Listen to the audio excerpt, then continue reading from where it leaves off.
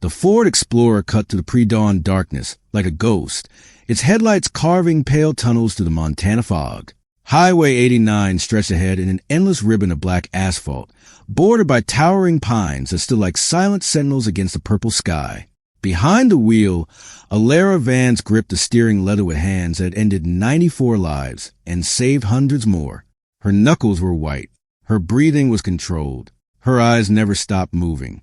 She was a week early. The dashboard clock glowed 0547, its green digits reflecting off the windshield in the darkness. 300 miles behind her, she had left a warm bed in Bozeman, a half-finished cup of coffee growing cold on the kitchen counter, and a career as a wildlife photographer that had never felt quite real. Ahead of her, somewhere in the Glacier National Forest region near the Canadian border, her husband commanded a base she had never seen, a base she had no tactical reason to visit this soon. And yet here she was, driving through darkness towards something she could not name. That was what James called her, what everyone called her now, rolled her shoulders and felt a familiar ache in her right trapezius. 5 years out of the Corps, and her body still remembered, still held the ghost imprint of an M40A5 stock pressed against her cheek for hours at a time, still calculated wind drift from the way pine trees bent along the highway, still measured distances automatically, converting yards to meters and back again without conscious thought. She had promised herself she was done with all of that, but promises, she had learned, were just words you told yourself until the world reminded you what you really were. The speedometer read 72. Too fast for these mountain roads in this visibility. She eased off the accelerator and watched the needle drop to 65. Control, always control. Even now, even here, in the civilian life, she had built from scratch in desperation. The radio crackled with static for the third time in 10 minutes. Reception had died 40 miles back, somewhere around Kalispell, and now there was nothing but white noise bleeding through the speakers. She reached for her phone, mounted on the dash in a civilian holder that looked nothing like tactical equipment, and checked the signal. Nothing. No bars. No data. Complete communications blackout. That was wrong. Even out here, in the middle of Montana's wilderness, there should have been something. A tower. A repeater. Emergency services coverage at minimum. Something. Her instincts prickled. The same instincts that had kept her alive through 4 deployments and 94 confirmed kills. The same instincts that had woken her at 0330 this morning with an urgency she could not explain and sent her north without telling anyone where she was going. Something was wrong. If that opening hooked you, stay with me. This story only gets more intense. Subscribe now for more real stories of courage and hit that notification bell. Drop a comment and tell me where you're listening from. Now, let me take you back to what happened next. Elle pressed the accelerator a fraction harder, pushing the Explorer back up to 70. The engine responded smoothly, V6 growling through curves she had never driven but somehow felt familiar. Her subconscious was already working, mapping elevation changes, identifying natural choke points, calculating field of fire for terrain she had never seen. She caught herself doing it and forced her hands to relax on the wheel. You are a photographer, she told herself. You take pictures of elk and grizzlies and mountain lions. You have a studio in Bozeman with your name on the door. You are married to a good man who loves you, who chose you, who has no idea what you really are. All of these things were true. None of them were complete. The road climbed steadily. Switchbacks carved into mountainsides that had existed long before humans learned to kill each other at distance. Elle took each turn with the unconscious precision of someone who had spent years operating vehicles in hostile territory, anticipating curve before it arrived, maintaining speed to the apex, always aware of what lay beyond the next bend. At 0627, she crested a ridge and saw FOB Sentinel for the first time. The base sprawled across a valley floor like a forgotten outpost from another era. From this elevation, she estimated 400 feet above the compound. She could see everything. A collection of prefab buildings arranged in a rough rectangle. A motor pool with 3 Humvees that had seen better decades. Their olive drab paint faded to something closer to gray. Communications equipment clustered around a central building, including a satellite dish that looked like it had been installed during the Clinton administration.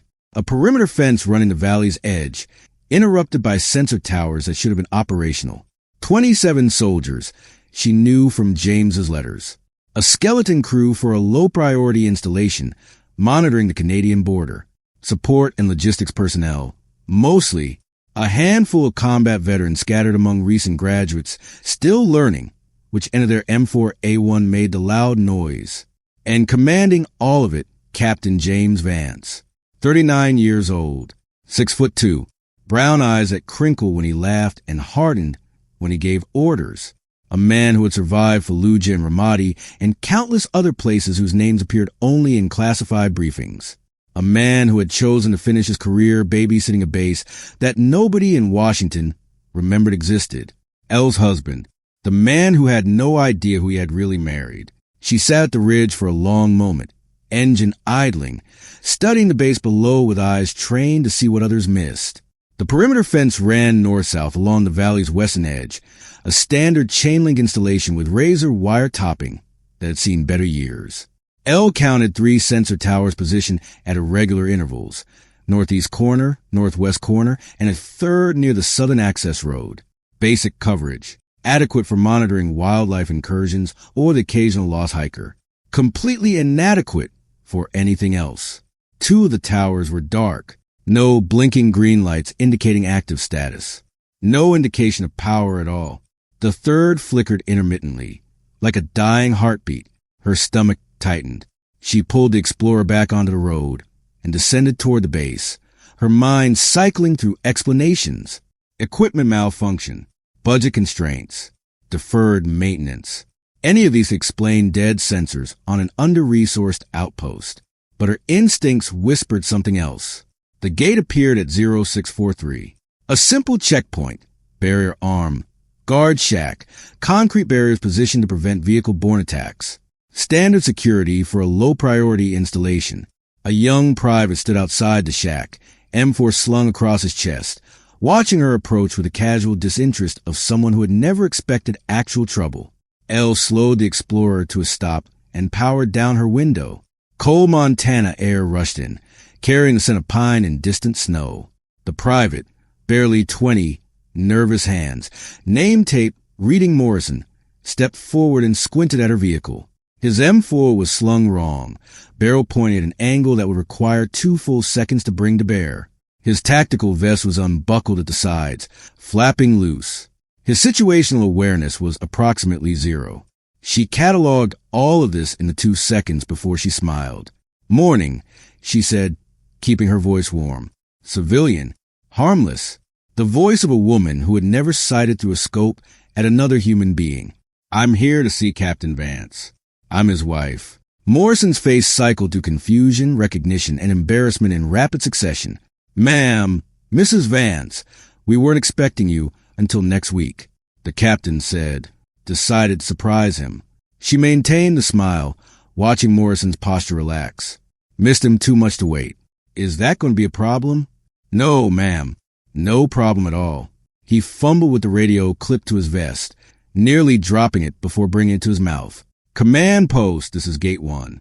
Captain Vance's wife is here for an unscheduled visit. Yes, ma'am. The photographer. No, I don't. He glanced at Elle, clearly receiving instructions he didn't fully understand. She says it's a surprise. Elle waited while Morrison received whatever confused confirmation came through his earpiece. Her eyes drifted past him, scanning the perimeter with the automatic precision of someone who had spent years identifying threats before they materialized. The fence line needed repair in at least 3 visible locations. The motor pool security lighting was positioned wrong, creating shadows where shadows shouldn't exist. And those sensor towers, 2 dark, 1 flickering, represented gaps in coverage that any competent adversary would exploit. Ma'am, Morrison waved her through, already losing interest. You're cleared. Command post is the big building at the center of the compound. Can't miss it. Captain Vance should be in his office. Thank you, Private. She drove through the gate at exactly 0648, watching in her rearview mirror as Morrison returned his shack without a second glance at her vehicle. He did not notice the way her eyes had swept every defensive position. He did not see her lips move as she counted the gaps in coverage. He did not understand that the woman who had just smiled at him like a patient schoolteacher had killed more people than everyone currently stationed on this base combined. Alara Vance parked outside the command post and sat in her vehicle for a long moment. The building was standard military prefab, corrugated metal walls, flat roof, small windows positioned for climate control rather than observation. A satellite dish perched on one corner, its reflector panel cracked in a way that suggested chronic maintenance issues. Two soldiers hurried past, deep in conversation about something mundane. Everything looked normal, routine, the ordinary operations of forgotten outpost on the edge of American territory. And yet, Elle's hands would not stop trembling. She had come here because something deep in her subconscious screamed at her to come. The same instinct that had kept her alive in Hellman Province. The same voice that had whispered warnings before ambushes materialized. The same part of her she had spent 5 years trying to silence. Now that voice was screaming something else. Danger. She closed her eyes, breathed, centered herself the way she had been trained, finding the stillness between heartbeats where calculation replaced emotion. Whatever was coming, she would face it. Whatever was coming, she would be ready. Elle opened her door and stepped into the Montana morning. The air was cold and clean, carrying the scent of pine needles and distant snow. Birds called from the treeline. Wind rustled through branches. She walked toward the command post. And somewhere in the mountains above, something watched her arrive. The command post smelled like burnt coffee and old paper, the particular aroma of military administration that transcended geography and generation. Elle stepped through the door and found herself in a space that confirmed every suspicion she had built on the drive north, understaffed, under-resourced, and unprepared for anything beyond routine operations. Maps covered one wall, most of them outdated by at least a decade. Topographical surveys that didn't account for recent logging operations, satellite imagery that predated 3 presidential administrations, hand-drawn annotations in faded marker that nobody had bothered to update.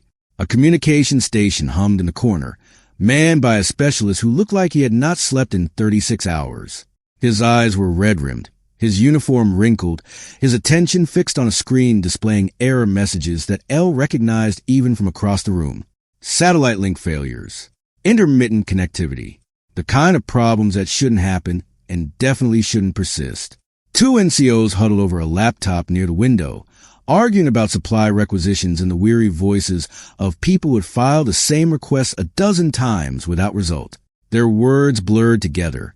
Budgetary constraints, deferred maintenance, priority allocations, the bureaucratic language of an organization that had forgotten this base existed.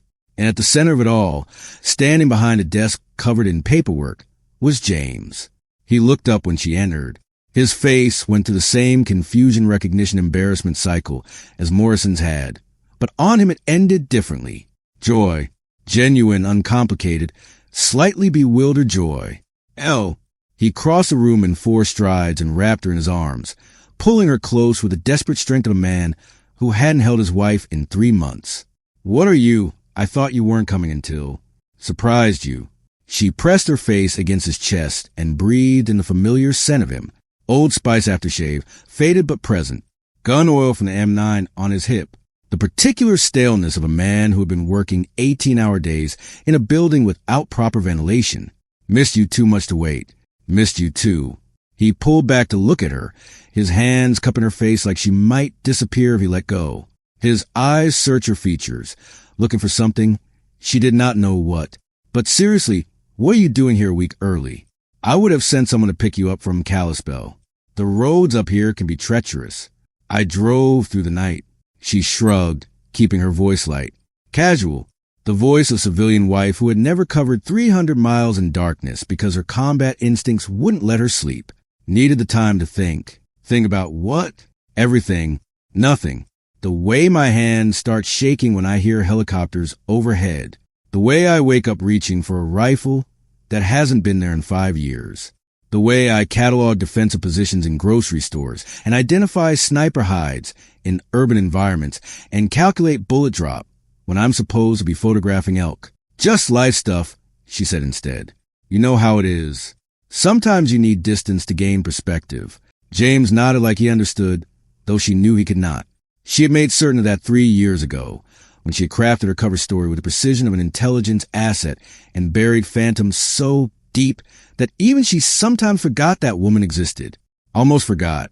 Never completely. Well, James kissed her forehead, his lips warm against her skin. I'm glad you're here. Even if the accommodations are... He gestured at the chaos around them, the harried soldiers, the malfunctioning equipment, the general atmosphere of controlled decay. Not exactly 5-star. I've slept in worse. She had meant it as a joke, something light to break the tension. But James's eyes flickered, and she realized her mistake. Too much truth in those 4 words. Too much of a life he did not know existed. She covered quickly with a laugh. Road trips, you know? Rest stops that should probably be condemned. That kind of thing. Right. James nodded, accepting the explanation, wanting to accept it. Right, of course. Listen, I've got a briefing in 20 minutes with the senior NCOs. Ongoing equipment issues, nothing exciting. But after that, I can show you around properly. Get you settled in the guest quarters. Take your time. I'll explore the base. Get my bearings. Don't explore too far. His voice carried a note of warning that she filed away for later analysis. Some of the equipment out there is temperamental. We've had some issues with the perimeter sensors, and the satellite link has been dropping intermittently for 2 weeks. I noticed the towers on my way in. 2 of them were dark. James's expression tightened almost imperceptibly. You noticed that? Hard to miss. Photographer's eye. She tapped her temple, maintaining her cover with the ease of long practice. I spend my life looking for details. Right, of course. He smiled, but the expression didn't quite reach his eyes. I'll have someone from maintenance show you around. Just stay close to the main buildings, okay? I'll be careful. She kissed him once more and watched him return to his desk, already reaching for paperwork that demanded his attention. For a moment, she saw him as she had first seen him 4 years ago. Confident, competent, a leader who genuinely cared about his people even when his people and their resources were forgotten by everyone else. She had fallen in love with that man, had married him 11 months after their first meeting, had built a life with him that was supposed to be normal, boring, and completely free of the violence that had defined her existence for a decade. But normal was a lie she had told herself, and lies eventually came due. Elle slipped out of the command post and began to walk the perimeter, her photographer's cover providing the perfect excuse to wander. Anyone who questioned her could be told she was scouting locations, looking for interesting angles, doing whatever it was that wildlife photographers did when they weren't actually photographing wildlife. In reality, she was conducting the same tactical assessment she had performed 100 times in hostile territory. The base was worse than she had initially assessed from the ridge. The motor pool contained 3 Humvees, 2 of which displayed maintenance tags on their windshields. She walked past casually, close enough to read the notes. Transmission issues on one, electrical problems on the other.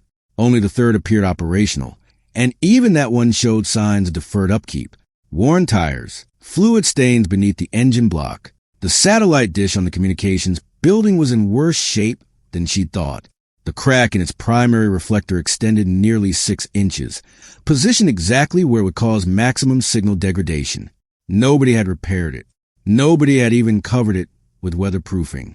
The armory door stuck when she tested it. Not locked, just warped from Montana winters. A push with her shoulder opened it enough to glimpse the interior. Standard weapons racks. M4A1 rifles. A few M249 saws for area suppression. Adequate for a base this size, assuming everyone could get to them in time. She let the door close and continued her circuit. Personnel count, 9 visible in the first 10 minutes of walking. Another 4 she estimated from sounds inside buildings, conversations, equipment operation, the mundane noises of soldiers going about routine tasks. That left 14 unaccounted for, probably on rotation, sleeping after night shift, or manning the 3 observation posts she had spotted from the ridge. 27 soldiers total. Enough to maintain daily operations. Not nearly enough to defend against anything serious. Why would they need to defend against anything serious? The rational part of her mind asked the question without expecting an answer. This is Montana. The greatest threat out here is grizzlies and the occasional lost Canadian hiker. But the voice was weak, unconvinced. She had learned long ago to trust her instincts over logic, and her instincts were screaming with an urgency that logic could not explain. At 0712, she found the range. It was a simple setup, standard military qualification lanes carved out of the forest at the base's eastern edge. 100-yard lanes for a pistol, marked with distance flags that had faded in the mountain sun. 300-yard lanes for rifle qualification, the berms showing signs of regular use. And a single 500-yard lane at the far end that looked like it had not been fired on in months, its targets pockmarked and weather-beaten. Elle stood at the entrance and felt something stir in her chest. Something she had spent 5 years trying to bury so deep it would never surface again. The weight of a rifle against her shoulder. The cool touch of a scope against her cheek. The absolute stillness between heartbeats when the crosshairs found their mark, and nothing existed except the shot. Not much to look at, is it? The voice came from behind her, gravelly with age, rough from decades of cigarettes, or shouting, or both. Absolutely certain of itself in a way that only came from surviving things that killed other people. Elle turned slowly, her hands staying visible, her posture deliberately non-threatening. The man facing her should not have been here. He was 71 years old, at least, white hair cropped military short. The kind of cut that came from 40 years of regulation and never quite went away after retirement. A face like weathered leather, cut through with wrinkles that mapped decades of squinting through rifle scopes in harsh sunlight. He wore civilian clothes, flannel shirt in faded red, worn jeans, boots that had seen more miles than most vehicles would travel in their lifetimes. But his posture was pure infantry, shoulders back, weight balanced on the balls of his feet, eyes that never stopped assessing the environment, even here, even now, in what should have been completely safe territory. And on his left hand, visible as he raised it to scratch his chin, a callous pattern Elle recognized instantly. The same callous pattern she saw on her own hands every morning. "You must be the captain's wife," he said. His eyes swept over her once. Quick, professional, cataloging details the way she had cataloged details about the base. "Alara, right? He mentioned you were coming." Elle, she kept her voice casual. Light, the voice of a woman who had never spent hours learning to control her breathing so completely that her heartbeat wouldn't disturb her aim. "Everyone calls me Elle. And you are Brennan. Colonel Thaddeus Brennan, retired." He smiled, but the expression never touched his eyes. "Most people just call me Flint. DoD contractor now, consulting on security upgrades for remote installations, such as they are." "Security upgrades?" Elle glanced at the range behind her. "Seems like this place could use a few." "More than a few." Brennan stepped closer, close enough that she could see the scars on his hands. "Old wounds, long healed. The kind of upgrades that require budgets nobody in Washington want to allocate. So instead, they send old men like me to file reports that nobody will read. Sounds frustrating. Sounds like the Army." He tilted his head, studying her with an intensity that made her instincts prickle. "You shoot." "Some." The word came out carefully, wrapped in civilian casualness. "Grew up in the country. My dad taught me when I was young. Hunting. Mostly deer. Some elk when the permits came through. The occasional coyote when they got too close to the chickens." Brennan nodded slowly, but his eyes never left her hands. Her shoulders, the way she stood with her weight balanced, ready to move in any direction. "You know," he said, "I spent 40 years training snipers for the United States Army. Started in 1983, right out of Ranger School. Worked my way up through every program we had. Army Sniper School, Special Operations Target Interdiction Course. Some units I probably still can't name in polite company." He paused, letting the words settle. "You develop an eye for certain things in that line of work. Posture, callus patterns, the way someone breathes when they're about to take a shot." Elle felt her heart rate spike, forced it back down through sheer will. This man had spent 4 decades reading people exactly like her, and he was reading her now. "I'm just a photographer, Colonel." "I'm sure you are." Brennan's smile widened, but it was the smile of a predator who had cornered interesting prey. "Wildlife photography, right? Captain Vance mentioned it. Said you've got some work in National Geographic. Said you're quite talented. A few pieces. Nothing major. Must be nice work. Photography. Patient work." He began walking toward the range, gesturing for her to follow. waiting for the perfect moment, controlling your breathing so the camera doesn't shake, accounting for light conditions and distance, learning to become invisible so your subjects don't know you're there. He was testing her. Every word was a probe, designed to elicit a reaction that would confirm or deny his suspicions. And Elle knew, with the cold certainty of her training, that she was failing every test. You're very perceptive, Colonel. I'm very old, Mrs. Vance. Comes with the territory. He stopped at the edge of the 500-yard lane, staring out at the distant targets. You spend enough years in this business, you start seeing ghosts everywhere you go. The shadow that moves wrong. The reflection that shouldn't be there. The woman who walks like a warrior and pretends she's just visiting her husband. Elle said nothing. There was nothing safe to say. Mostly the ghosts aren't real, Brennan continued. Mostly they're just echoes, things your mind manufactures because it's been too long expecting danger around every corner.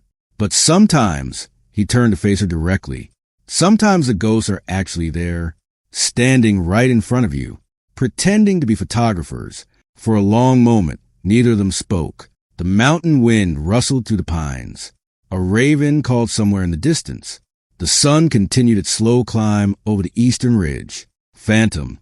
The word hit her like a rifle round. Center mass. No warning. No preparation. For 3 seconds, an eternity in the world she had left behind. Elle did not breathe. I don't know what you're talking about. Sure you do. Brennan pulled a worn leather notebook from his back pocket, the kind of notebook that had survived decades of deployments, its pages yellowed and covered in cramped handwriting. He flipped through entries that dated back longer than Elle had been alive. 1st Battalion, 8 Marines. Scout Sniper Platoon, 2015 to 2020. 94 confirmed kills across 4 deployments. Specialized in high-value targets at extreme range. Discharged with full honors following the Kabul incident of August 2020. He looked up from the notebook.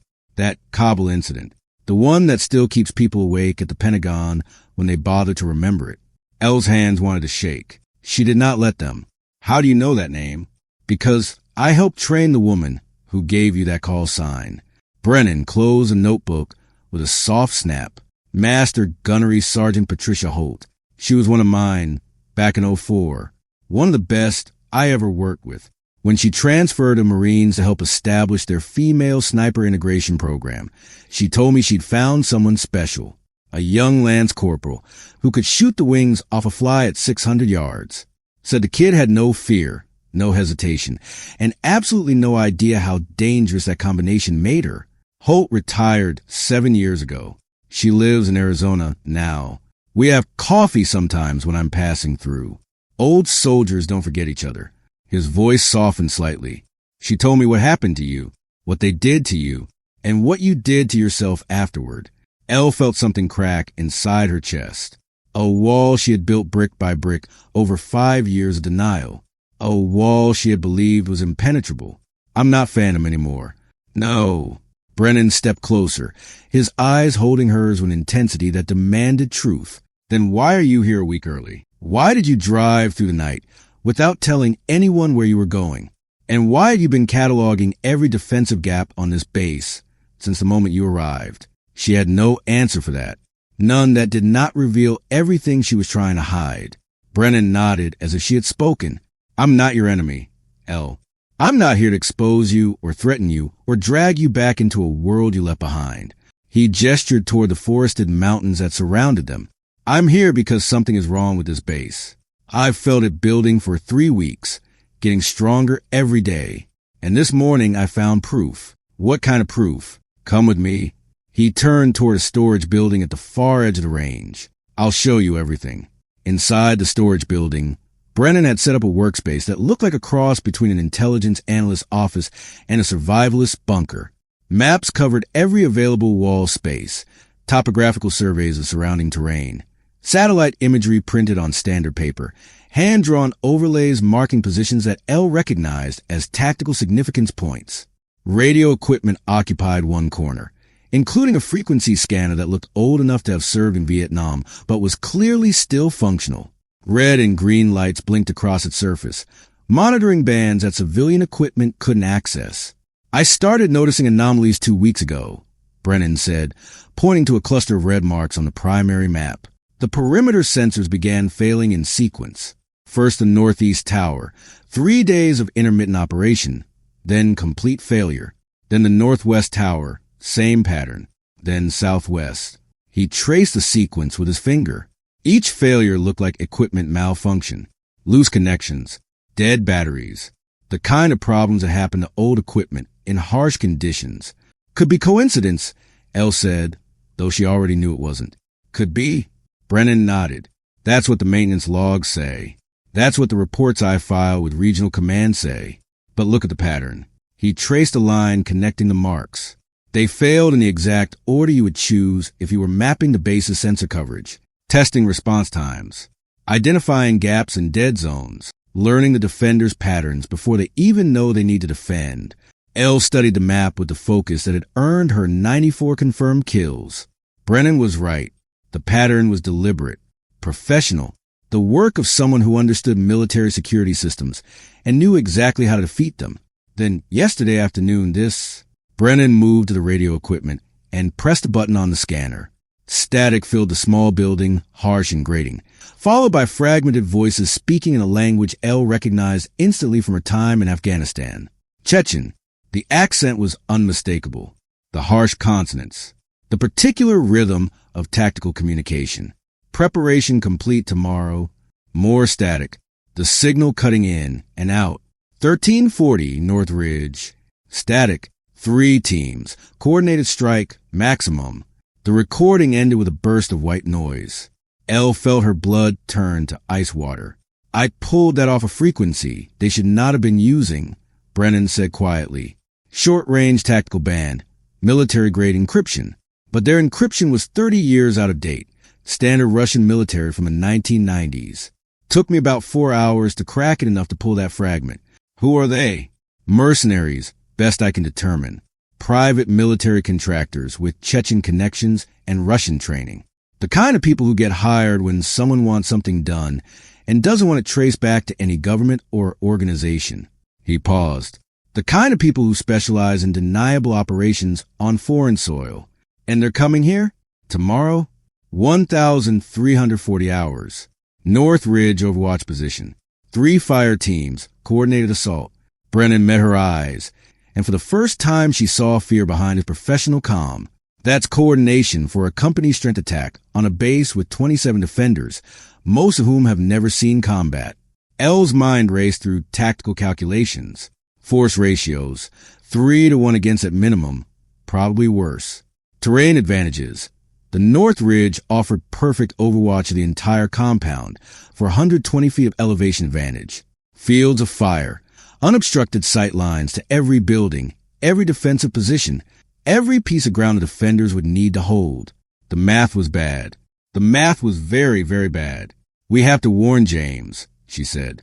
Get everyone to defensive positions. Call for reinforcements from Fort Lewis. That's the problem. Brennan crossed to the communication station, gesturing at the equipment with barely contained frustration. Satellite link went down this morning. Complete failure. I've been trying to raise regional command for 6 hours. Nothing but static. The backup radio has been malfunctioning for a week, and the nearest relay station is 12 miles by road. Even if we sent a runner, Fort Lewis is 6 hours away by helicopter, 12 by ground convoy. Then we put the base on alert. Wake everyone up. Get them armed and in position. And if we do that, they'll know we know. Brennan cut her off, his voice sharp with the frustration of someone who had already run through every option. They're monitoring us. Elle. They have to be. That's how they knew about the sensor gaps, the communication failures, the shift schedules. If we suddenly put 27 soldiers on combat alert, they'll see it. They'll abort, regroup somewhere we can't track, come back in a week, a month, a year, when we're not expecting them. Or they'll accelerate, Elle finished the thought. Hit us before we can prepare. Turn a coordinated assault into an immediate attack. Exactly. She saw the trap now. The impossible choice they faced. Alert the base. And they either spooked the enemy into hiding or triggered an immediate assault against unprepared defenders. Do nothing, and 27 people died in their sleep. There had to be a third option. You said North Ridge. Elle said slowly, her tactical mind working through angles and distances. That's their primary overwatch position, 420 feet above the valley floor. Unobstructed sight lines to every building on base. Perfect position for suppressive fire, while ground teams advance through the gate and perimeter breaches. And the South Ridge, Brennan's eyes sharpened. A smile tugged at the corner of his mouth. 180 feet. Lower angle, but adequate coverage of the northern approach. I surveyed it last week during my security assessment. Of course you did. Old habits. He almost laughed. The question is, what do we do about it? Elle looked at the map. At the red marks tracking sensor failures in sequence. At the intercepted coordinates marking the North Ridge. At the base spread out below, vulnerable and unaware. She thought about James. About the 26 soldiers who had no idea what was coming for them. About the photographer's life she had built from lies and wishful thinking. And she thought about Kabul. About crosshairs centered on a target. About a voice in her ear saying, "Stand down." About 17 Marines who died because she followed orders instead of trusting her instincts. "We position ourselves on the South Ridge before they arrive," she said. Her voice sounded different now. Harder, colder. The voice of someone she had tried to forget. "When the assault begins, we engage from an unexpected angle. Turn their overwatch advantage into a kill zone." Brennan's smile finally reached his eyes. "I was hoping you'd say that. What do you have for weapons?" Brennan led her to a locked cabinet at the back of the storage building. Heavy-duty steel, the kind that could survive a fire or an explosion. The lock itself was old, mechanical rather than electronic, the type that could be defeated with a credit card and 3 seconds of patience by anyone who knew what they were doing. Brennan opened it with a key from his pocket. Inside were 2 rifles. The first was an M40A5, bolt action, with stock weathered by decades of use. The same platform Elle had trained on 12 years ago, the same rifle that had accompanied her through her first 3 deployments. The scope mounted on top was a Nerdle 10 power, outdated by modern standards, but well-maintained and clearly functional. The second rifle made her breath catch in her throat. M110 semi-automatic sniper system. Knight's Armament Manufacturing. Suppressed barrel, extending 20 inches beyond the receiver. Leupold Mark IV scope, with illuminated reticle. The exact weapon she had carried for 5 years in the Marine Corps. The exact weapon she had used to end 94 lives. "Where did you get this?" "Brought it with me." Brennan shrugged like he was discussing garden tools rather than precision-killing instruments. DoD lets consultants with appropriate clearance keep certain equipment for field testing and evaluation. This one needed accuracy verification in mountain conditions. He paused. "Seemed like a waste not to bring it along when I took this assignment." Elle reached out and touched the cold metal. Her hand remembered the weight. Her fingers found their natural positions along the handguard. Her cheek knew exactly where to rest against the adjustable stock for perfect scope alignment. 5 years of denial evaporated in the space of a heartbeat. She was not a photographer. Had never been a photographer. Not really. She was a weapon wearing civilian disguise, and the disguise was finally falling away. "We'll need ammunition," she said. Her voice sounded different now, even to her own ears. Harder, more precise. The voice of Phantom rising from a grave she had dug herself. "Match grade 7.62 NATO. At least 100 rounds each. Probably more. 200 rounds for the M110. 150 for the M40. Brennan pulled cases from the lower shelf of the cabinet. "I also have range cards for the South Ridge. Surveyed it last week. Measured every distance I could calculate from that position." You knew this was coming. Elle watched him stack ammunition cases with practice efficiency. "Not today, not the specific date. But something. You've been preparing for an assault on this base for weeks." "I've been watching patterns." Brennan handed her one of the ammunition cases. 20 pounds precision death. 40 years in this business teaches you to recognize when something's building toward violence. 3 weeks ago, I saw that pattern starting. The sensor failures, the communication glitches, the feeling you get when hostile eyes are watching from the tree line. Now it's almost complete. He met her gaze. "The question is whether we complete it first, on our terms, or whether they complete it on theirs." She took the weight. Her shoulders remembered how to carry it. Her back remembered the posture. Her entire body remembered what it had been built to do. Show me the South Ridge. They left the storage building separately. Brennan first, carrying equipment in a maintenance bag that would explain his movement to anyone watching. Elle 5 minutes later, her camera bag slung over one shoulder, the false bottom now holding range cards and ammunition rather than photography equipment. No reason to draw attention. No reason to explain why the captain's photographer wife was walking into the mountains with a Gulf War legend and a small arsenal of precision weapons. The trail to the South Ridge was steep, but manageable, switchbacks carved into the mountainside by decades of foot traffic and animal paths. Elle's legs burned as they climbed, muscles protesting exertion they hadn't experienced in 5 years. But she pushed through the pain without complaint. Her body remembered this too. The discomfort, the endurance, the purpose that made physical suffering irrelevant.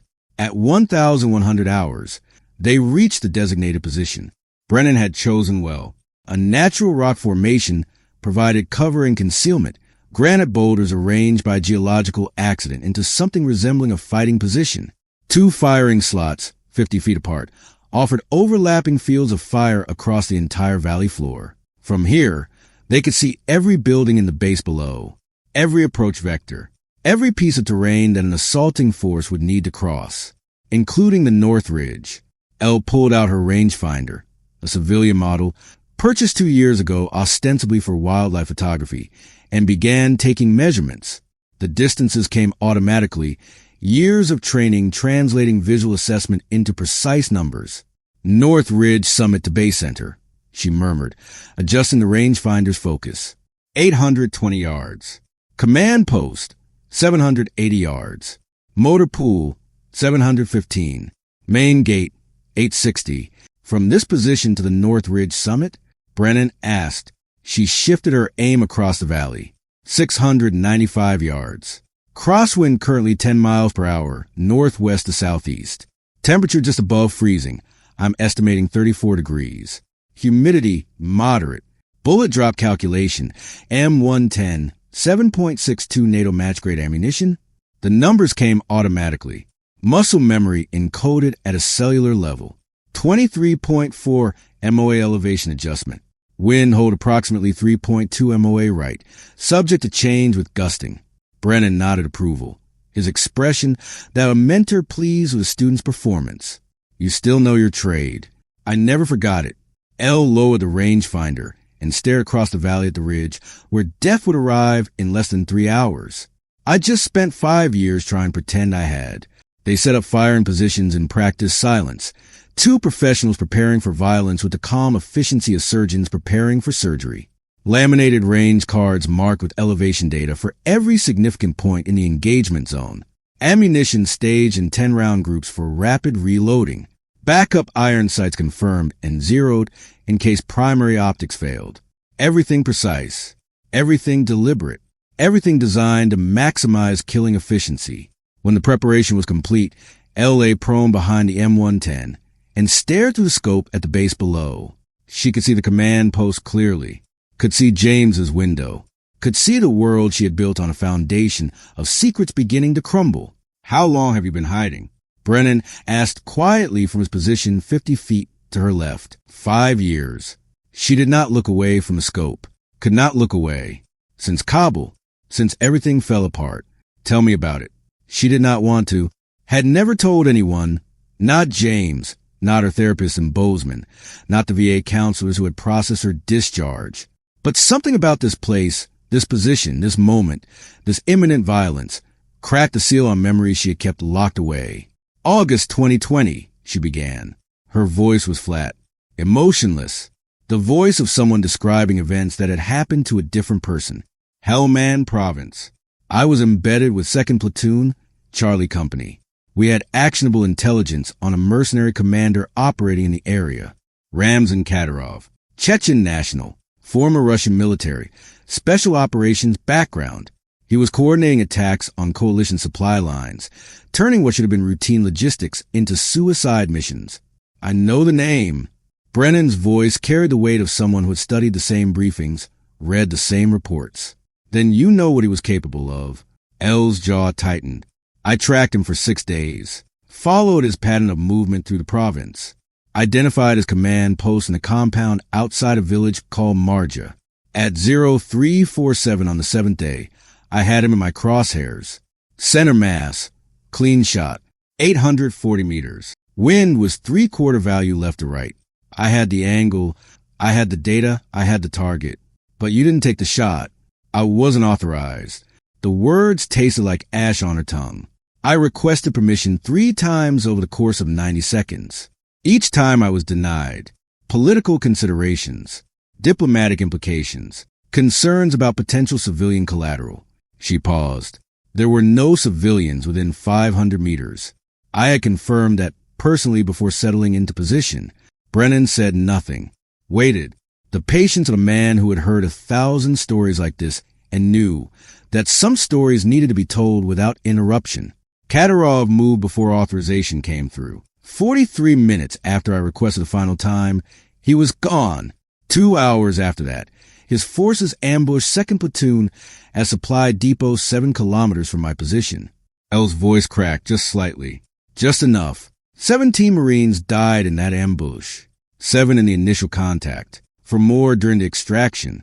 6 bled out waiting for medevac that couldn't reach them in time, including your spotter, Corporal Daniel Reeves, 23 years old, from a town in Iowa I'd never heard of before I met him. Elle closed her eyes, and for a moment she was back in that depot. Dust and smoke and screaming. The weight of Danny's body against her chest.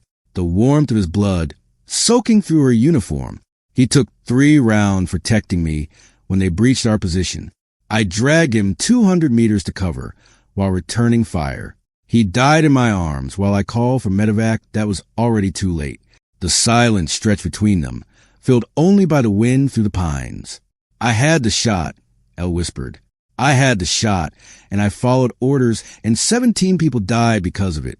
And Kadyrov vanished, went underground after the ambush. Nobody's confirmed his location since August 2020. She paused. Until today. Brennan turned sharply. What do you mean? The radio intercept, the Chechen accent, the tactical sophistication of the surveillance operation. Elle opened her eyes and stared across the valley at the North Ridge. This is his signature, his methodology. He's here, Colonel. Ramzan Kadyrov is leading this assault personally. You can't know that. I know. Her voice carried absolute certainty. I spent 6 days learning how he thinks, how he plans, how he positions his forces. This has his fingerprints all over it.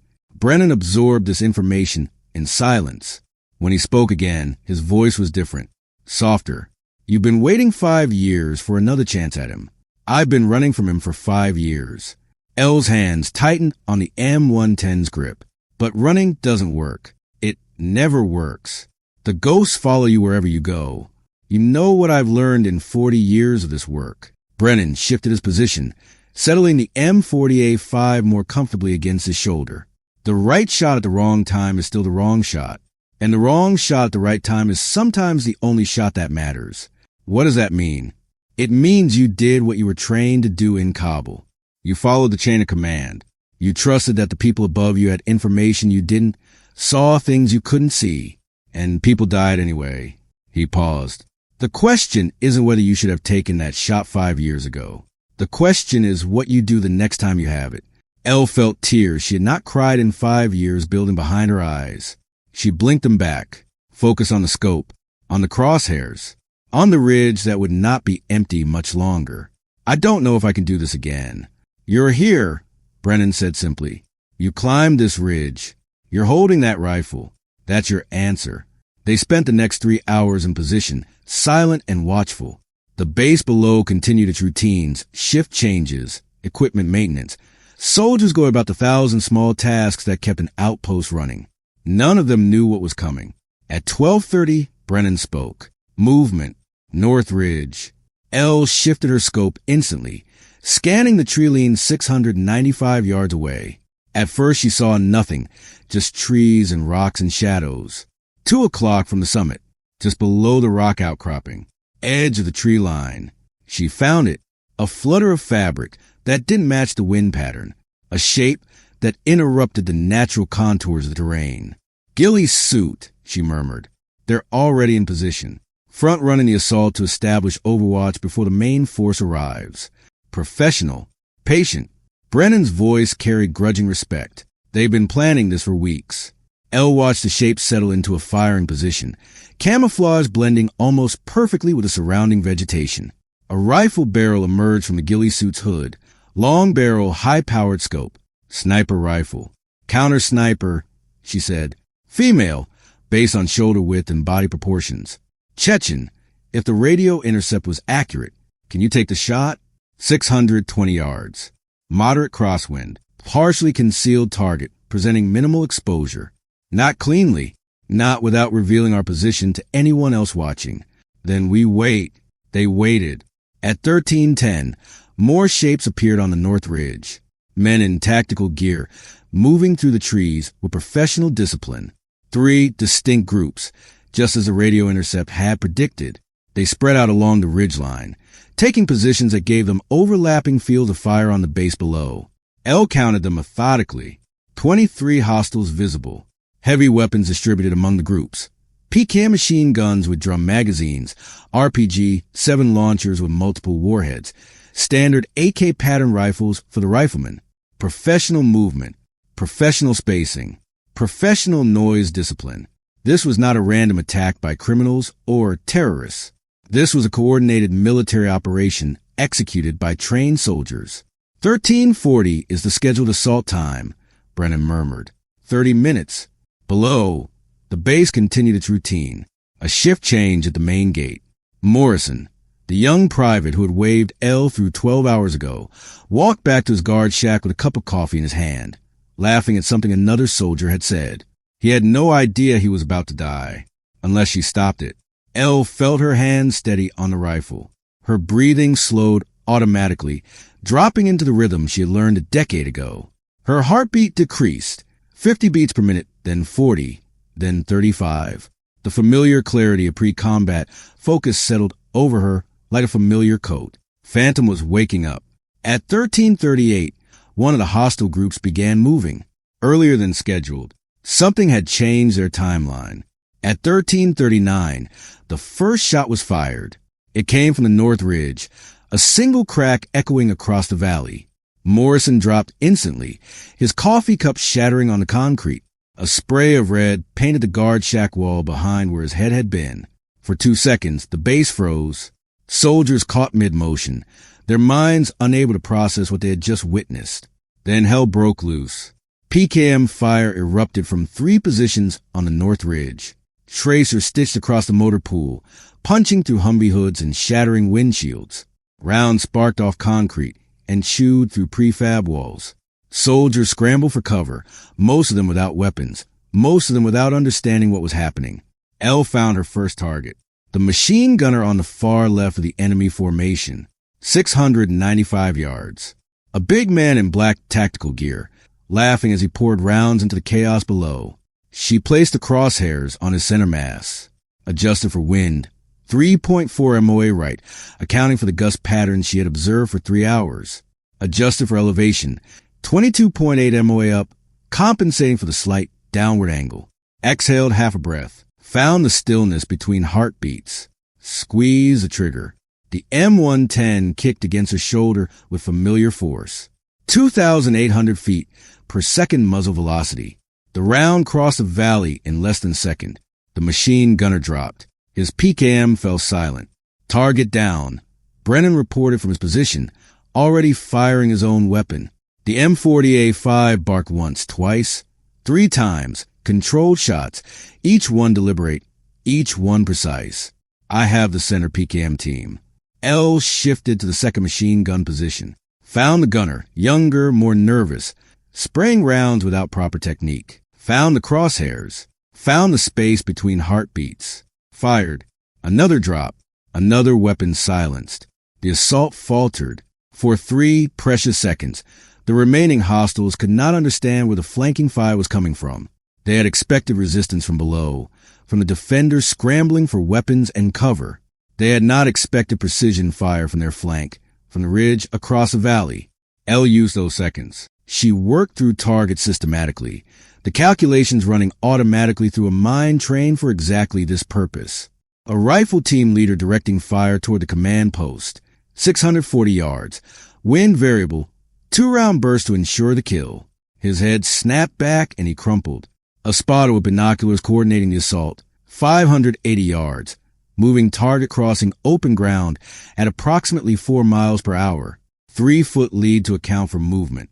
1 round center mass. He spun and fell. Counter sniper is relocating, Brennan warned. She knows where we are now. Elle saw the ghillie suit moving through the trees, crawling toward better cover with the desperate speed of someone who understood exactly how exposed she was. A professional responding to professional opposition. She tracked the movement, waited for pattern, waited for the moment when movement became stillness. The ghillie suit stopped behind a fallen log, taking cover that would protect against most angles. A rifle barrel emerged from the camouflage, scanning the south ridge through the scope. For one frozen moment, Elle stared through her own scope at another woman who had made the same choices she had. Another sniper. Another ghost. Another killer hiding behind crosshairs. Elle fired first. The round struck the fallen log 6 inches from the target, spraying bark and splinters. Not a kill. The angle was wrong. The cover too good. The ghillie suit rolled left, faster than Elle had expected. She fired again as the target moved, tracking the motion through her scope. This round hit. Shoulder, not center mass. A wound, not a kill. Target suppressed, Elle reported, her voice flat and professional. Not eliminated. She's wounded but still capable. Keep her pinned. I have movement at the command post. Elle shifted her scope toward the base and saw what Brennan saw. A breacher in black tactical gear had circled around the main firefight, using the chaos as cover. He was kneeling beside the command post's rear door, a shaped charge in his hands. The kind of charge designed to blow through reinforced steel. The kind of charge that would kill everyone inside the building when it detonated. James was inside that building, 520 yards. Stationary target presenting a clear profile. High time pressure. The breacher's hands were moving fast, connecting wires, preparing the detonation sequence. Elle did not think, did not calculate, simply became the rifle, and the rifle became her, and the distance between intention and action collapsed to nothing. The breacher's head snapped back. The shaped charge fell from his hands, wires trailing. He crumpled against the door and slid to the ground, leaving a dark smear on the metal. But another hostile was already moving to take his place, and another behind that one. The assault was adapting, shifting forces to exploit new angles, trying to overwhelm the defenders through sheer numbers. They're committing everything, Brennan said. All 3 teams pushing forward. They know they're taking casualties, and they don't care. Elle scanned the battlefield through her scope, cataloging threats and prioritizing targets. The base defenders had organized now, soldiers in cover, weapons up, returning fire toward the north ridge. James was visible through a window, shouting orders, directing his people with the calm authority of a combat veteran. But the attackers still held the high ground, still had numbers, still had momentum. I need you to suppress the north ridge, Elle said. Pull their attention. I'm going to break their assault. How? 1 target at a time. She settled into the rhythm that had defined her existence for a decade. Breathe, aim, fire, shift, repeat. Each shot a calculation. Each calculation perfect. Each perfection, another body dropping on the distant ridge. A kill team leader moving toward the motor pool. 540 yards. Moving target, 2-foot lead. The round took him mid-stride, spinning him into the dirt. A grenadier pulling the pin on a fragmentation grenade. 505 yards. Extreme time pressure. The throwing motion already beginning. She fired for center mass and watched the round strike his arm, deflecting the throw backward. The grenade tumbled through the air, bounced twice, and detonated among his own team. The explosion scattered 3 hostiles, killing one instantly and wounding the others. 8 confirmed kills my count, Brennan reported, his M40A5 barking steadily. 5 mine, 3 yours. We're making a dent. I have 13 total, including the opener. Elle's voice was ice. Numbers, statistics, not people, not lives, just targets to be eliminated, plus the counter sniper. Status unknown but degraded. She's moving again. 2 o'clock. Low crawl toward the rock formation. Wounded but not out. Elle swung her scope back toward the ghillie suit. Found the movement. Slower now, favoring the wounded shoulder, but still determined. The other sniper was trying to reach a position with clear line of sight on Elle's location. The ghillie suit stopped, raised her rifle despite the wound. For one frozen moment, the two women stared at each other across the valley, predators recognizing kindred spirits, killers acknowledging each other's skill. They fired simultaneously. Elle felt the round pass 3 inches from her head, a crack of displaced air, the whisper of death close enough to touch. Her own round found its mark. The ghillie suit jerked once violently and went still. Counter-sniper neutralized. Elle's voice did not shake, could not afford a shake. Wound appears mortal. She'll bleed out within minutes. Then we finish the remaining hostiles. I count 9 still active. 9 left, but the base was rallying. Soldiers finding courage now that they understood the enemy was not invincible. Fire poured toward the north ridge from multiple positions, keeping the attackers pinned. Elle saw James emerge in the command post, M4 in his hands, moving toward a group of wounded soldiers near the motor pool. He was barking orders, directing medics, doing exactly what a good commander should do, and walking directly into a kill zone.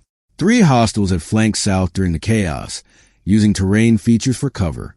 They were approaching the motor pool from an angle James could not see, weapons raised, moving in coordinated bounds. In 10 seconds, they would have a clear shot at her husband. Elle's scope swung toward the flanking team. 605 yards. 3 targets. Moving in tactical formation. Spacing maintained. Weapons up. Professional fire and movement technique. The lead hostile raised his weapon toward James. Elle fired. He dropped. Shifted targets in a fraction of a second. The second hostile was spinning, searching for the threat, exposing his profile. Fired. Dropped. The third hostile dove behind a supply crate. Smart. Disciplined. He understood exactly what was happening and knew he couldn't expose himself without dying. But James was still moving, still exposed, still unaware of the rifle aimed at his back. Brennan, I need suppression on the north ridge. Heavy. Pull their attention right now. I'm on it. The M40A5 barked 3 times in rapid succession, rounds cracking across the valley toward the remaining attackers. On the north ridge, hostiles ducked deeper into cover. One of them screamed as a round found its mark. Elle used a distraction. She studied the supply crate through her scope, calculating the angle, the construction materials, the likely position of the hostile hiding behind it. His rifle barrel extended past the corner, tracking toward the motor pool, toward James. It was enough. She fired through the crate itself. The 7.62 NATO round punched through plastic and cheap steel, continuing on its trajectory with barely diminished velocity. Found flesh. Target down, she whispered. James is clear. The assault was breaking. 6 hostiles remained on the north ridge, their formation shattered, their heavy weapons silenced, their coordination destroyed. The base defenders were advancing now, moving from cover to cover, pushing toward the gate. But something was wrong. Elle scanned the north ridge again, counting bodies, searching for the one target that mattered most. Kadyrov was not among the dead. Movement at the tree line. A figure emerging from cover, taller than the others, moving with the confident authority of a commander who expected to be obeyed. He was shouting orders in Chechen, trying to rally his remaining forces for a final push. Elle recognized him instantly. The same face from the compound in Marja, the same scars. The same cruel eyes, 5 years older but unmistakable. Ramzan Kadyrov. The crosshairs found him automatically. 780 yards. Wind gusting 15 to 18 miles per hour northwest. Stronger than earlier, more variable. The longest shot she had attempted since Helmand province. Her finger touched the trigger and stopped. He was moving, running toward the tree line where his vehicles waited. In 3 seconds, he would disappear into forest. Again, just like Kabul. Brennan's voice was sharp with urgency. Take the shot. He's moving too fast. The wind compensation at this range. Take the shot. She heard Danny's voice in her head. The gasping breaths as blood filled his lungs. The whispered words that still haunted her dreams. Phantom, where are you? She heard the 17 Marines screaming as the ambush tore them apart. She heard herself requesting authorization that never came. Hotel Actual, this is Phantom. I have PID on Jackknife. Requesting permission to engage. Over. Negative, Phantom. Stand down. Political considerations. Over. Hotel Actual, be advised. Target is preparing to move. Request immediate authorization. Over. Negative. Stand down. That is a direct order. Over. Kadyrov reached the edge of the tree line. Turned. For one instant, his face was visible through a scope. Scarred, cruel, alive with the joy of violence and the certainty of escape. Then he vanished into the shadows. No. The word tore from Elle's throat. No. Not again. She was on her feet before she knew she was moving. Running down the ridge trail, M110 clamped against her chest, boots pounding against rock and dirt. Every step was a refusal. Every breath was a denial of 5 years of obedience and regret. Elle! Brennan shouted behind her. Elle, hold position. Maintain overwatch. She did not listen. Could not listen. 5 years of guilt and rage and self-loathing drove her forward with an urgency that eclipsed everything else. The trail descended sharply. Switchback she had climbed 3 hours ago now blurring past in a headlong rush. She half ran, half slid through loose gravel and pine needles. The tree line at the valley floor rushed toward her. The sound of gunfire faded behind her. Scattered shots now. The assault clearly broken. Defenders mopping up survivors. She hit the valley floor and kept moving. The base was to her left. Buildings smoking. Soldiers still fighting. The chaos of combat slowly resolving into control. But Elle did not turn toward it. She turned north, toward the ridge, toward Kadyrov. The trees swallowed her. She slowed immediately, instincts overriding emotion. Her breathing steadied. Her footsteps became silent. The rage that had driven her down the mountain channeled itself into cold precision. Track, hunt, kill. Signs appeared. Boot prints in soft earth. The deep impressions of someone running at full speed. A broken branch where a shoulder had brushed past. A smear of blood on a rock, not from the fighting, but from a prior wound. Someone was injured. She followed the trail. It led her up the North Ridge's southern slope, a steeper climb than the South Ridge had required. Her thighs burned. Her lungs ached. But she climbed. At the crest, she found him. Kadyrov stood in a small clearing, facing her. The tree line formed a rough circle around them, branches swaying the wind that had complicated her shots all afternoon. An AK-47 hung from his shoulder on a tactical sling, but his hands were empty, raised slightly from his sides. The posture of a man who was not surrendering, but was not threatening either. He was smiling, Phantom. His accent was thick, Chechen filtered through Russian, seasoned by years of war in half a dozen countries. I was hoping it was you. On your knees. She raised the M110 to her shoulder, scope centered on his chest. Hands behind your head. Now. Or what? He spread his arms wider, presenting a perfect target. You'll shoot me? Like you should have shot me 5 years ago. Her finger tightened on the trigger. The crosshairs were steady. The range was point blank, 30 yards at most. You know what happened after you hesitated in Kabul? Kadyrov stepped forward. 1 step, testing her. 17 Marines. I killed them personally. Some with bullets, some with knives. One of them, his smile widened, the expression of a man savoring a memory. I let bleed out slowly while I watched his eyes. Danny, I heard him calling your name. Another step, Phantom. Over and over, like a prayer. He thought you would save him. He thought you were coming. The rifle shook in her hands. You should have taken the shot when you had the chance. Another step. He was 15 yards away now, close enough that she could see the sweat on his face, the old scars, the absolute certainty in his eyes. But you were weak. You were obedient. You were... She fired. The round struck his right ventricle. A perfect shot, exactly where she had aimed, exactly as she had intended. He staggered backward, one hand reaching toward his chest, as if he could stop the blood pouring between his fingers. Looked down at the spreading bloom of crimson. Looked up at her with something that might have been surprise, might have been respect. Better late than never, he whispered, and fell. Elle stood over his body for a long moment.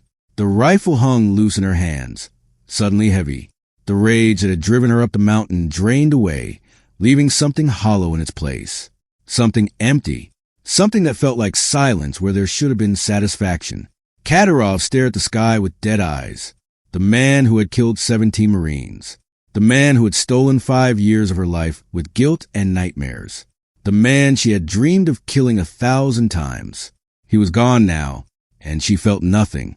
Behind her, the sound of gunfire finally stopped. She turned and began walking back toward the base. The descent took longer than the climb. Her body was crashing now, the adrenaline fading, the physical demands of the past several hours catching up to her. Her legs trembled. Her hands shook. Every step required conscious effort. The sun was lower in the sky when she emerged from the tree line. Late afternoon shadows stretched across the valley, painting the base in shades of gold and orange. The assault was over. Bodies littered the north approach. Attackers cut down by fire from the base and from the south ridge. Some wore ghillie suits. Others wore tactical black. All of them were still. Brennan had continued engaging after she left. His confirmed count would eventually reach 7 kills. Combined with L-17, including Kadyrov and the final 3 kills before she broke position, the mercenary force had been effectively destroyed. 23 hostiles total. 20 eliminated. 3 captured by the base's surviving defenders. Elle walked through the gate, past Morrison's covered body, past soldiers who stared at her with expressions she could not read. James found her near the motor pool. He did not speak, just wrapped his arms around her and held on with desperate strength, burying his face against her hair. She felt him trembling, or maybe she was the one trembling. She could not tell anymore. "I'm sorry," she said into his chest. "For what?" "For everything. For the lies. For the woman I pretended to be. For the woman I actually am. I should have told you." "Told me what?" She pulled back, looked into his eyes. Brown eyes that had always seen the best in her, that had loved her even when she could not love herself. "My name is Alara Vance. Call sign Phantom. 1st Battalion. 8th Marines. Scout Sniper Platoon. I have 94 confirmed kills." She paused, the number no longer accurate. "No. More now?" "I was discharged in 2020 after a mission in Kabul where 17 Marines died because I followed orders instead of taking a shot I should have taken." James stared at her. "I'm not really a wildlife photographer. I mean, I am, but it's a cover, a way to explain why I know things I shouldn't know, why I could do things I shouldn't be able to do." The words poured out of her, 5 years of secrets breaking free. "I've been lying to you since we met, about who I am, what I've done, what I'm capable of. I didn't know how to tell you. I didn't know if you would still." He kissed her. It was not the kiss of a man who had just discovered his wife was a stranger. It was the kiss of a man who had just realized his wife was extraordinary. When they broke apart, he was smiling. "I knew," he said. "What?" "I knew, Elle. Not the details. Not the call sign. Not the confirmed kills. Not Kabul. But I knew there was something you weren't telling me. Something that woke you up screaming at night. Something that made you flinch when helicopters flew overhead. Something that explained why you could field strip a weapon faster than anyone I've ever seen, even though you claimed you'd never touched one. You never said anything. I figured you'd tell me when you were ready." He touched her face, wiping away tears she hadn't realized she was crying. "I married you anyway, Elle, because whatever you were hiding, I knew it didn't change who you are. It didn't change the woman I love." She shook her head. "I killed people, James. A lot of people. Today. Before today. I'm a killer. You saved people today." He gestured at the base behind him, battered but standing, wounded but alive. 25 soldiers who would be dead right now without you. My people, my command. You saved all of them. That doesn't erase. Nothing erases anything. His voice was firm, certain, the voice of a commander who had seen enough death to understand its weight. The past is the past. We carry it with us, but we don't let it define us. What matters is what we do next. He took her hands. "Don't apologize for being extraordinary. Just promise me no more secrets." She nodded, could not speak past the tightness in her throat. "Good." He kissed her forehead. "Now come inside. Clean up. There's a colonel on the satellite link Who wants to talk to you? The satellite's working? Started working about 20 minutes after the shooting stopped. James shrugged. Brennan thinks they had a jammer in the field. Once the hostiles were eliminated, the signal came back. Of course they had a jammer. Professional operation from start to finish, except for the part where they underestimated a photographer and an old man. The next 6 hours passed in a blur of activity that Elle observed more than participated in. Helicopters arrived, Chinooks from Fort Lewis, their rotors chopping the evening air as they settled into the motor pool's makeshift landing zone. Combat medics poured out first, rushing toward the wounded with the focused urgency of people trained to fight death itself. Military police followed, securing perimeter, beginning the long process of documenting the scene. Intelligence officers came last. Men and women in civilian clothes who moved with the quiet confidence of people who were very good at asking questions and even better at detecting lies. They wanted to talk to Elle. They wanted to talk to Brennan. They wanted to understand exactly what had happened and exactly how two people, a retired consultant and a wildlife photographer, had broken a company-strength assault by professional mercenaries. Elle told them what she could, which was not much. Brennan filled in the gaps, his decades of experience navigating military bureaucracy evident in every carefully phrased response. Yes, they had identified the threat through radio intercept. Yes, they had positioned themselves on the South Ridge before the assault began. Yes, they had engaged hostile forces in defense of the installation and its personnel. No, they had not received authorization from anyone in the chain of command. The intelligence officers exchanged glances at that last answer. Elle waited for the questions about unauthorized weapons, about violation of protocols, about a civilian engaging in combat operations without legal standing. The questions never came.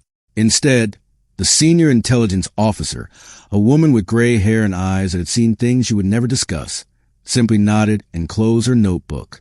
Mrs. Vance, she said, Major Holloway will be arriving within the hour. She's asked to speak with you personally.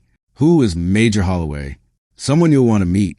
At 2200, Major Holloway arrived. She was tall and precise, moving with the economy of motion that marked someone who had spent decades in service and never quite lost the habits. Her uniform was impeccable despite the late hour and the remote location. Her eyes swept the room once, cataloging everything, before settling on Elle. Phantom, she said. It was not a question. Not anymore. I think you'll find that's not entirely your decision. Holloway pulled a folder from her briefcase and set it on the table between them. The Department of Defense has been searching for qualified personnel to develop an advanced sniper training program. New doctrine, new techniques, the kind of institutional knowledge that can only come from extensive operational experience. Elle shook her head. I'm done with that life, Major. Are you? Holloway's eyes were sharp, demanding, because from what I observed today, from the after-action reports, the kill counts, the tactical decisions, you're not done. You're just pretending to be done because it's easier than accepting what you actually are. And what am I? Someone extraordinary. Someone who can do things that very few people in the world can do. Holloway tapped the folder. Someone who has a responsibility to pass that knowledge on before it disappears. Elle stared at the folder. Her name was printed on the label alongside the DoD seal. Inside would be records, deployments, commendations, the clinical documentation of 94 lives ended at distance.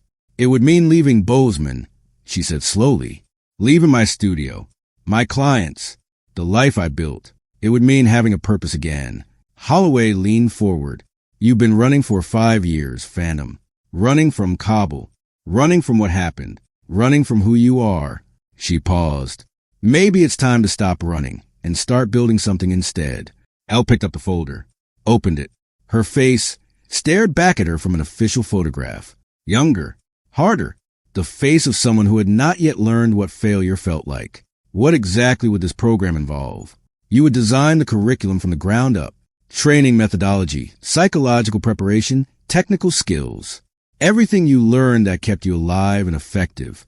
Everything you wish someone had taught you before you had to learn it the hard way. Holloway's voice softened slightly.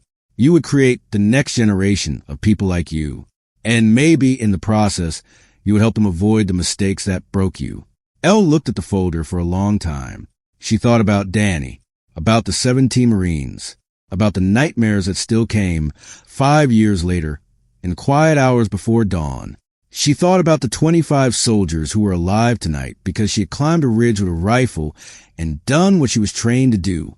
She thought about the woman she had been and the woman she pretended to be and the woman she might still become. "I'll do it," she said. At 0530, Elle found Brennan on the South Ridge. He was sitting exactly where they had fought together 12 hours earlier, his back against a granite boulder that had provided cover, his eyes fixed on the valley below. The sun was just beginning to rise over the eastern peaks, painting the sky in shades of gold and crimson and pink.